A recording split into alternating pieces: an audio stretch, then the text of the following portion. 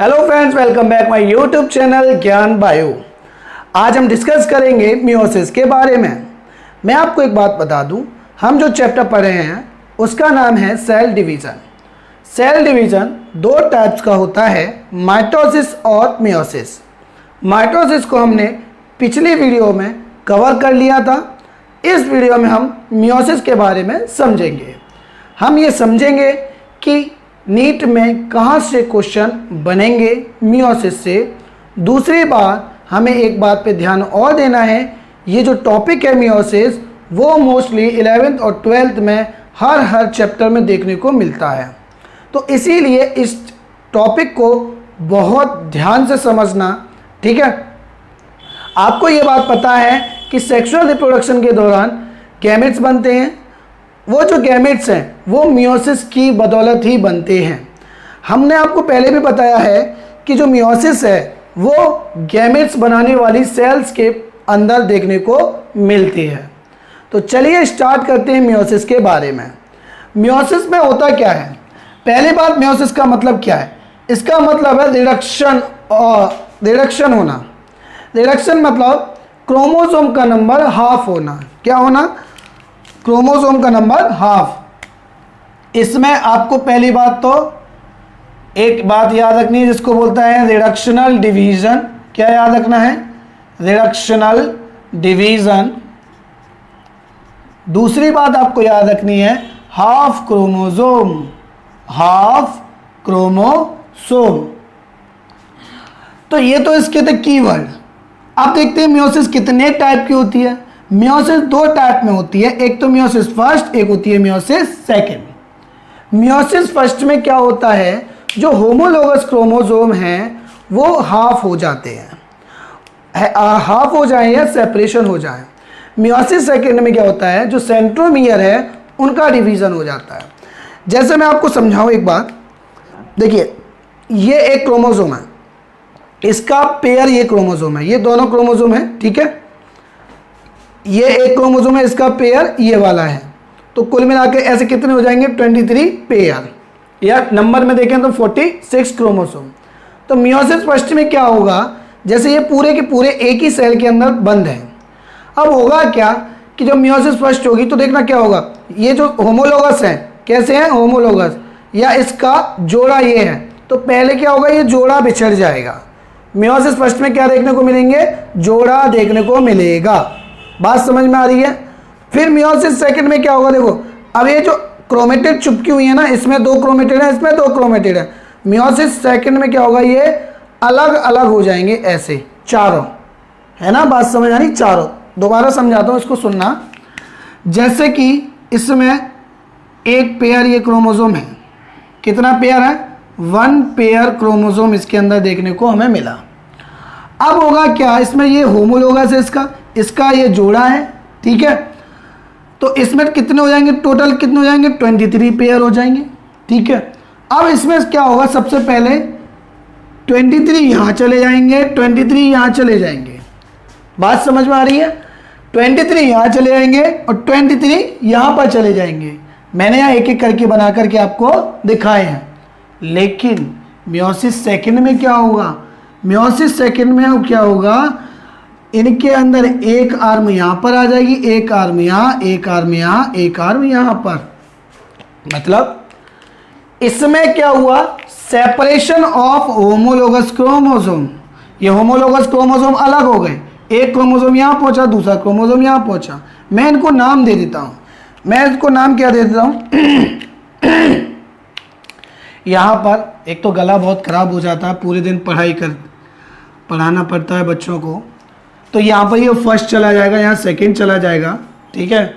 कम से कम हमारी सुबह से ही क्लास लग जाती हैं, 8 बजे से नंबर लगता है क्लासेस का और पूरा दिन हो जाता है, शाम की 6-7 बजे तक हमारी क्लासेस रहती हैं, ठीक।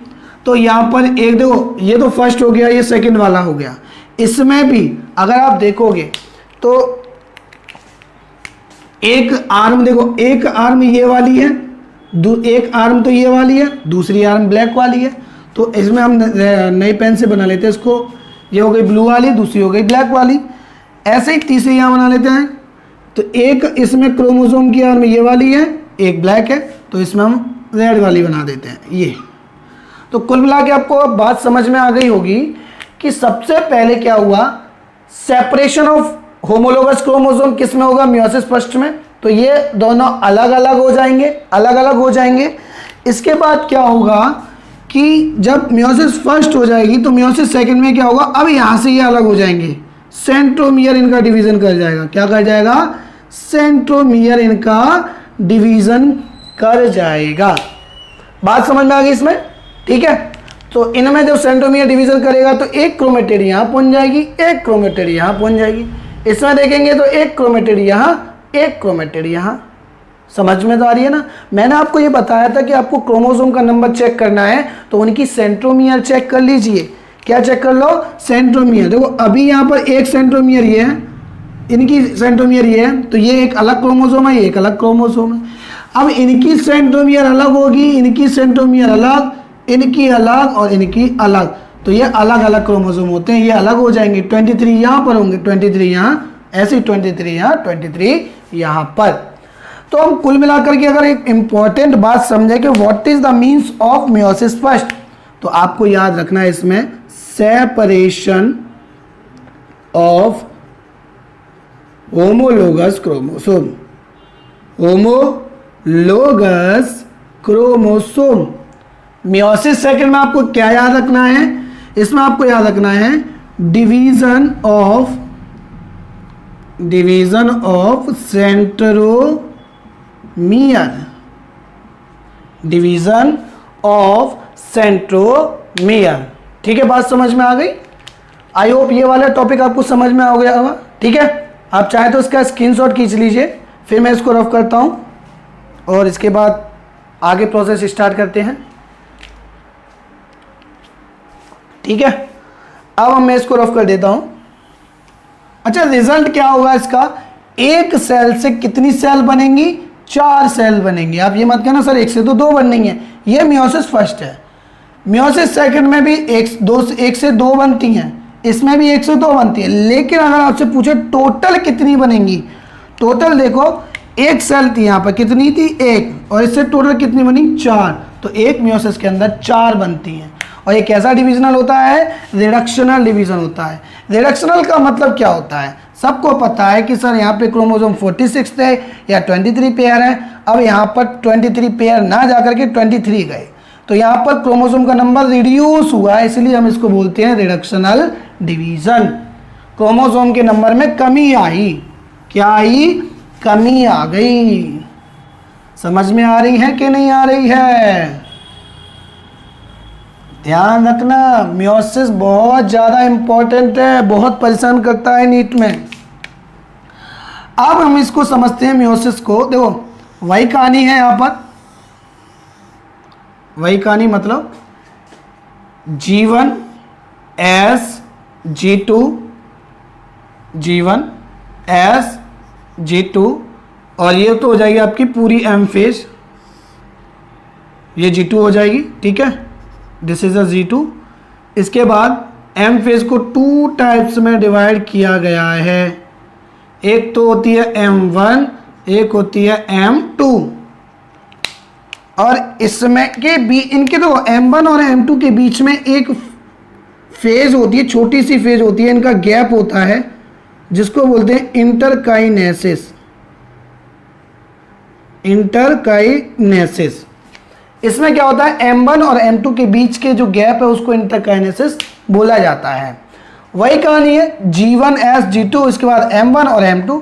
यहाँ पर क्या होगा, इस पूरे स्टेप को हम लोग क्या बोलेंगे, इंटरफेज बोलेंगे कि नहीं बोलेंगे, क्या बोलेंगे, इंटरफेज, इसको हम बोलेंगे इंटरफेज। और इस वाले स्टेप को हम क्या बोलेंगे, वही वाली बात है भाई, इसको हम बोलेंगे एम फेज। क्या बोलेंगे, एम फेज, मतलब मियोटिक फेज या मियोसिस फेज। मियोसिस फेज भी हम इसको बोल सकते हैं, क्या बोलेंगे, मियोसिस फेज। क्योंकि जो मियोसिस है वो 2 टाइप की होती है, पहली तो M1 और M2। M1 के अंदर भी मियोसिस, वही वाली बात है, M1 के अंदर क्या होता था, separation of homologous chromosome. Meiosis 2 का मतलब सेपरेशन ऑफ सेंट्रोमियर या डिवीजन ऑफ सेंट्रोमियर। पूरा सेल जो डिवीजन है वो यहां से यहां तक होता है। मियोसिस फर्स्ट इसको बोलते हैं, मियोसिस सेकेंड इसको बोलते हैं। आई होप ये सेल साइकिल आपको मियोसिस की समझ में आ गई होगी। इसके बाद हम स्टार्ट करते हैं मियोसिस में जो मेन टर्म है मियोसिस। मियोसिस में सबसे पहले वही कहानी होती है। पहले तो इसमें दो फेज, एक तो मियोसिस फर्स्ट, एक meiosis second. Meiosis first and meiosis second, ठीक है, ये बात हो गई। अब इसमें आपको बता दूं कि हम पढ़ेंगे सबसे पहले मियोसिस फर्स्ट को। किसको पढ़ेंगे? मियोसिस फर्स्ट को। बात समझ में आ रही है? देखो मियोसिस फर्स्ट में हम देखेंगे ये 4 स्टेज में ये भी बटी हुई है। प्रोफेज फर्स्ट, मेटाफेज फर्स्ट, जैसे माइटोसिस में हो रही थी वैसे यहां पर भी होगी metaphase first, anaphase first and telophase first, ठीक है। तो सबसे पहले हमें जो फेज स्टार्ट करनी है उसका नाम है prophase first. It is most important for meiosis because questions यहीं से आते हैं। प्रोफेज फर्स्ट का मतलब क्या है? Condensation of chromosome. ये बात तो हम जानते हैं, यहाँ पर कंडेंसेशन होगा, लेकिन ये जो कंडेंसेशन है वो बहुत लॉन्ग प्रोसेस के थ्रू होता है। तो एक तो ये लॉन्ग पीरियड होता है, ठीक है, लॉन्ग पीरियड होता है यहाँ पर। दूसरी बात ये भी कुछ स्टेजेस में डिवाइड है। फर्स्ट होता है पैकेटीन नहीं होता, फर्स्ट होता है यहां पर L, Z, P, D और D। L मतलब होता है यहां पर leptotene, zygotene, pachytene, diplotene and diakinesis, ठीक है। तो सबसे पहले हमको स्टार्ट करना है इस जगह पर लिप्टोटीन। क्या स्टार्ट करना है? लिप्टोटीन में आपको कुछ याद नहीं रखना, बस एक बात याद रखनी है, कंडेंसेशन ऑफ क्रोमोसोम या डीएनए। मतलब क्रोमोसोम का कंडेंसेशन होना, डीएनए कंडेंस्ड होता है और इसको हम बोलते हैं कंडेंसेशन ऑफ क्रोमोसोम। क्रोमोसोम क्या होते हैं? कंडेंस्ड होते हैं, पहली बात। दूसरी बात, अब हम यहाँ डिस्कस करेंगे जाइगोटीन के बारे में। किसके बारे में? जाइगोटीन के बारे में। जाइगोटीन से क्या क्वेश्चन होंगे? लिप्टोटीन में अगर आप देखोगे तो ये देखो धागे से ऐसे स्ट्रक्चर थे और वो किस में कन्वर्ट हो गए? Condensation of chromosome. वो क्रोमोसोम में कन्वर्ट हो गया। किस में कन्वर्ट हो चुका है? क्रोमोसोम में कन्वर्ट हो चुका है, पहली बात। अच्छा, तो यहां पर ये जो क्रोमोसोम है उसका हम स्ट्रक्चर बनाएंगे और देखेंगे कि यहां से क्या क्वेश्चन पूछता है।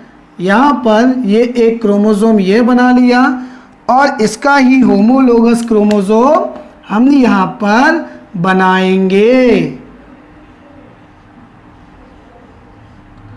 अच्छा, एक दो टर्म दे रखे हैं यहां पर। एक तो टर्म दे रखा है सिनेप्स। क्या दे रखा है बेटा? सिनेप्स का। What is the means of synapse? आपको याद रखना है मेक पेयर्स। मतलब ये जो दोनों क्रोमोसोम है वो पेयर बनाएंगे, आमने सामने आ जाएंगे। इसी प्रोसेस को हम सिनेप्स बोलते हैं। क्या बोलते हैं? सिनेप्स बोलते हैं। मतलब क्या है कि देखो ये जो क्रोमोसोम है, ये एक न्यूक्लियस था, इसके अंदर ये क्रोमोसोम एक पड़ा है और इनके अंदर यहाँ पर ये क्रोमोसोम पड़ा है, दूसरा ये पड़ा है। तो ये क्या करेंगे, ये क्रोमोसोम और ये क्रोमोसोम एक दूसरे के क्या होंगे, सामने आ जाएंगे, आमने सामने आ जाएंगे। तो ये क्रोमोसोम और ये क्रोमोसोम आपस में एक दूसरे के सामने आते हैं। इसी प्रोसेस को बोला जाता है सिनेप्स। क्या बोला जाता है, सिनेप्स। बात समझ में आ गई, ठीक है। अब एक और टर्म दे रखा है एनसीईआरटी में कि इन दोनों जोड़ों के बीच में, इन दोनों होमोलोगस क्रोमोसोम के बीच में आप देखोगे कुछ कॉम्प्लेक्स प्रोटीन आकर के अटैच होती है। इसी प्रोसेस प्रोटीन्स को बोला जाता है सिनेप्टोनीमल कॉम्प्लेक्स। सिनेप्टोनीमल कॉम्प्लेक्स। इन प्रोटीन्स का आखिर में वर्क क्या है कि इन होमोलोगस क्रोमोसोम को आपस में चिपकाना किसका फंक्शन होता है, कुछ प्रोटीन्स का, और इसी स्ट्रक्चर को हम बोलते हैं सिनेप्टोनीमल कॉम्प्लेक्स। बात समझ में आ गई, कोई दिक्कत नहीं। तो आप देखिए एक दो टर्म और दे रखे हैं यहाँ पर, बाईवेलेंट। बाईवेलेंट का मतलब ही क्या है, ये तो दोनों जोड़े को, इनको और इनको क्या बोला जाता है, बाईवेलेंट बोला जाता है। क्या बोलेंगे, बाईवेलेंट। बाईवेलेंट क्योंकि इनके पास कितनी आर्म होती हैं, 4 आर्म होती हैं। तो इस स्ट्रक्चर को हम टेट्राड भी कहते हैं। क्या कहते हैं, टेट्राड भी कहते हैं, क्योंकि इनके पास टोटल 4 आर्म होती हैं तो टेट्राड कहते हैं। ये जोड़ा बनता है तो इसको हम बाईवेलेंट कहते हैं। ये वाली बात समझ में आ गई। क्या आपको कोई दिक्कत है जाइगोटीन में, कोई दिक्कत नहीं, ठीक है। अब हम देखेंगे इसमें पैकिटीन। क्या देखेंगे, पैकिटीन। पैकिटीन में क्या होता है कि ये जो क्रोमोसोम है ये क्या करते हैं, ये जो क्रोमोसोम है वो क्या करेगा, अपनी एक आर्म को इनके दूसरे के क्रोमोसोम के साथ कांटेक्ट में लाएंगे, आपस में चिपकने का कार्य ये करेंगे, ठीक है। इसी को बोला जाता है क्रॉसिंग ओवर। क्या बोलते हैं, क्रॉसिंग ओवर। तो हमको यहाँ क्या देखने को मिलती है, crossing over. What is the means of crossing over, exchange the gene. किस सिचुएशन में होता है, किस फेज में देखने को मिलता है, पैकिटीन में। किस में, पैकिटीन में। आप लोग याद रखोगे, पूछेगा क्वेश्चन कि क्रॉसिंग ओवर कहाँ देखने को मिलता है, तो आपको बताना है पैकिटीन के अंदर। बात समझ में आ रही है ना, ठीक है। दूसरा क्वेश्चन पूछेगा कि यहाँ पर क्रॉसिंग ओवर को करवाने के लिए कौन सा एंजाइम लगता है, तो आपको बताना है रिकॉम्बिनेज एंजाइम। एनसीईआरटी की मोस्ट इंपॉर्टेंट लाइन पूछेगा आपसे कि क्रॉसिंग ओवर करवाने के लिए कौन सा एंजाइम यूज होता है, तो आपको बताना है रिकॉम्बिनेज एंजाइम, ठीक है। बात समझ में आ गई, कोई दिक्कत नहीं। अब ये पैकिटीन में ये दोनों बात आपको याद रखनी है। इसके बाद हम लोग आ जाएंगे कहाँ पर, डिप्लोटीन में। कहाँ पर आ जाएंगे, डिप्लोटीन में। लेकिन अभी भी इनके बीच में आप देख रहे होंगे सिनेप्टोनीमल कॉम्प्लेक्स अभी भी बना हुआ है, ठीक है। अब क्या होगा इस जगह पर, डिप्लोटीन में क्या होगा,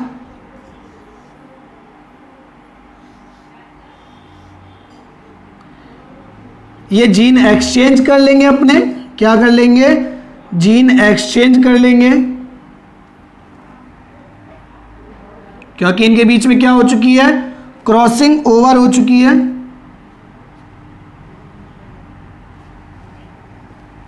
ठीक से बनाते हैं वरना समझ में नहीं आएगा ना। ये दूसरा क्रोमोसोम बनाते हैं, इसकी ये आर्म बनाते हैं, इनका जीन को यहाँ एक्सचेंज पे लगा देते हैं, ये इसकी आर्म बनाएंगे।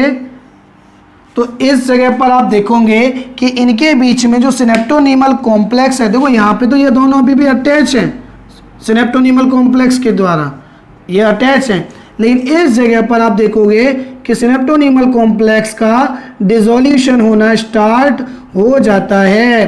डिप्लोटीन में डिसोल्यूशन ऑफ सिनेप्टोनीमल कॉम्प्लेक्स होता है, डिसोल्यूशन ऑफ सिनेप्टोनीमल कॉम्प्लेक्स, सिनेप्टोनीमल कॉम्प्लेक्स। और आप देखिए कि यहां पर आपको ब्रुश जैसी संरचना दिख रही है, ब्रुश जैसा स्ट्रक्चर दिख रहा है, तो हम कह सकते हैं structure of lamp brush, lamp brush are seen in these stage, in diplotene stage लिख लीजिए, डिप्लोटीन स्टेज। मतलब क्या है कि डिप्लोटीन के अंदर आपको क्या दिखेगा, हमको ये कुछ ब्रश जैसी संरचना दिखती है, स्ट्रक्चर दिखती है, तो इनको बोला जाता है क्या, लैंप ब्रश। क्या बोला जाता है, लैंप ब्रश। एक बात और याद रखनी है आपको, यहां पर आपको एक्स शेप स्ट्रक्चर दिखता है, इस स्ट्रक्चर को बोला जाता है कियाजमाटा। सो कियाजमाटा क्या है, एक्स शेप स्ट्रक्चर, क्या नाम है इसका, कियाजमाटा। ठीक है, प्याज माता नहीं, कियाजमाटा। बात समझ में आ गई। तो यहां पर ये आपको ऐसा छोटा सा एक्स जैसा स्ट्रक्चर दिख रहा है, एक्स शेप स्ट्रक्चर दिख रहा है, इसको क्या बोला जाता है, कियाजमाटा बोला जाता है। अब हम देखेंगे क्या, डायाकाइनेसिस। क्या देखेंगे बेटा, डायाकाइनेसिस। यहां पर हम कह देंगे, क्या कहेंगे कि सेपरेशन ऑफ, यहां लिख देते हैं इसके नीचे, सेपरेशन ऑफ कियाजमाटा, सेपरेशन ऑफ कियाजमाटा। दूसरी यहां पर लिख देंगे, अभी भी यहां पर और कंडेंसेशन देखने को मिलता है, कंडेंसेशन ऑफ क्रोमोसोम। थर्ड बात यहां इंपॉर्टेंट लिख देंगे, क्या हो जाएगा, क्योंकि प्रोफेज का एंड पार्ट है, इसीलिए nucleus and nucleolus are disappear, ये दोनों ही हमको क्या होते हैं, गायब हो जाते हैं, डिसअपियर।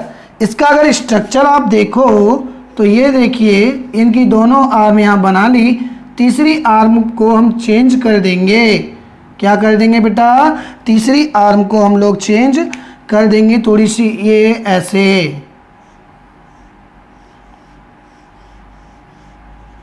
तो आई होप आपको ये वीडियो समझ में आ रही होगी। ठीक है, अगर समझ में आए ना तो कमेंट में जरूर लिख देना। ठीक है, कोई दिक्कत, तो ये आपका पूरा का पूरा प्रोफेज फर्स्ट, क्या है ये, प्रोफेज फर्स्ट है। इसमें आप देखोगे कि इसमें क्या डिफरेंट हुआ कि जीन का एक्सचेंज हो गया, और यही प्रॉपर्टी है मियोसिस की। बात समझ में आ रही है, मियोसिस की प्रॉपर्टी ही है ये जीन का एक्सचेंज कर जाना। ठीक है, तो ये पूरा प्रोफेज फर्स्ट है, और इसके बाद हम लोग डिस्कशन करेंगे किसके बारे में, मेटाफेज, एनाफेज और टीलोफेज के बारे में नेक्स्ट वीडियो में।